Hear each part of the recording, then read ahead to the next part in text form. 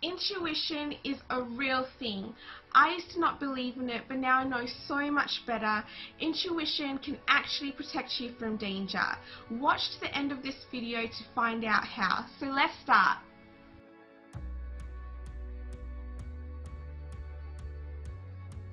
Hey, it's nutritionist Shiku here. Welcome to my channel Nourish Mind.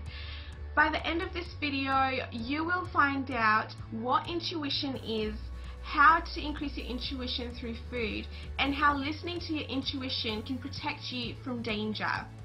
So if you enjoyed this video, please don't forget to like and subscribe to both my Facebook page and my YouTube channel.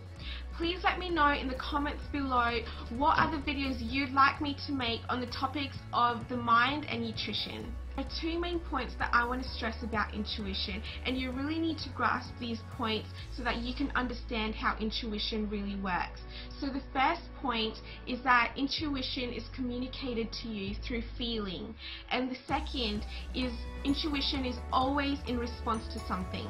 So if something's not quite right, intuition will send you a message through feeling, and this feeling can range from like little nagging feelings all the way to a life-threatening sense of fear.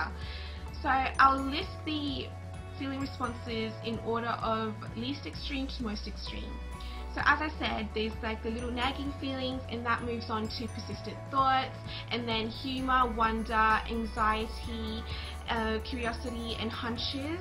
Then it becomes a little bit more serious, and it goes into gut feelings, doubt, hesitation and suspicion, and then lastly it moves on to like an immense sense of fear, which is the most extreme. Let's talk about fear, because fear is the most extreme messenger from intuition.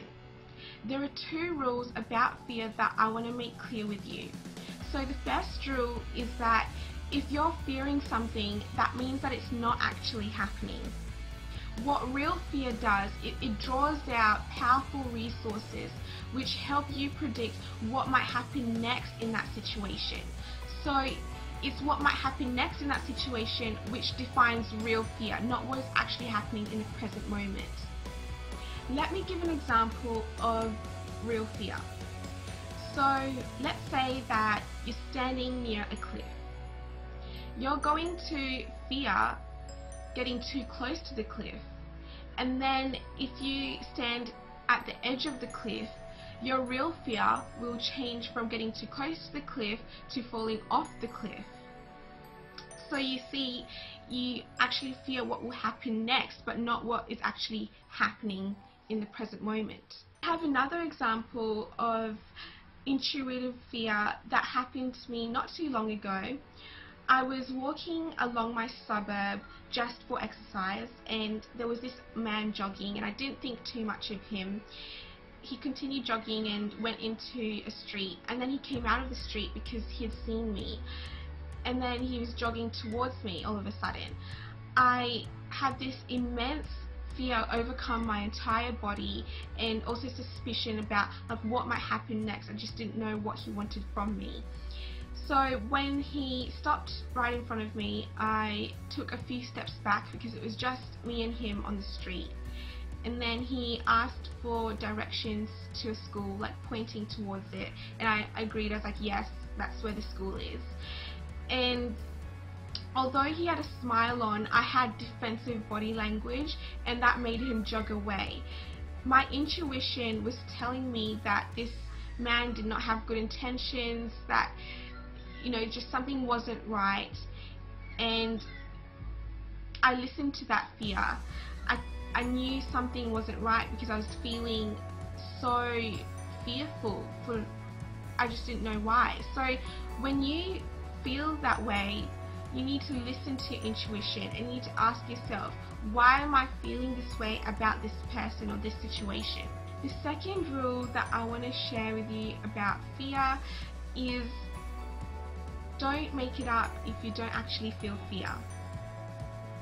Worrying about something won't get rid of danger. Usually what you worry about won't actually happen, because we usually take action on the things we really believe will happen. So get rid of all that fear. because it's unnecessary. And try and discover why you're fearing or why you're worrying about that certain thing. So you need to get in touch with your inner voice, your intuition. But how do we do this? Well, firstly, you need to watch what information you take into your body through your environment, and try to live a minimalistic, low distraction lifestyle. Also, switching your diet is very important. You need to eat high vibrational foods because what you eat has a spiritual effect on your body and your mind. High vibrational foods are raw and unprocessed foods because they're the most alive. By raw, I mean foods which haven't been excessively heated because they have the highest life force.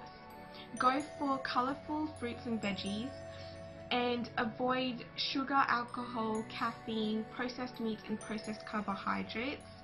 Also, connect with your emotions through meditation. I'll be making a video on karma. I'll be talking about what karma is, help you understand how it really works, how you can change your karma, and why you should even care about it. Most people have the Western understanding of karma, which is if someone does something bad, that later on in life it will come back to bite them. But that's not actually how karma really works. And I want to make that clear in my next video. So if you would like to watch it, then please subscribe to my channel. Leave a comment down below on what you'd like me to talk about next. Maybe you'd like me to talk about a certain food or something interesting about the mind, like having a personal vision. I'm not too sure. Please let me know because I'd love to hear it. Just anything on the topics of nutrition or the mind. If you are struggling with keeping up a healthy diet, then please head over to my Facebook page, Nourished Mind, and send me a message for a meal plan at an affordable price. Thank you so much for listening. Share this with your friends, and I'll see you in the next video.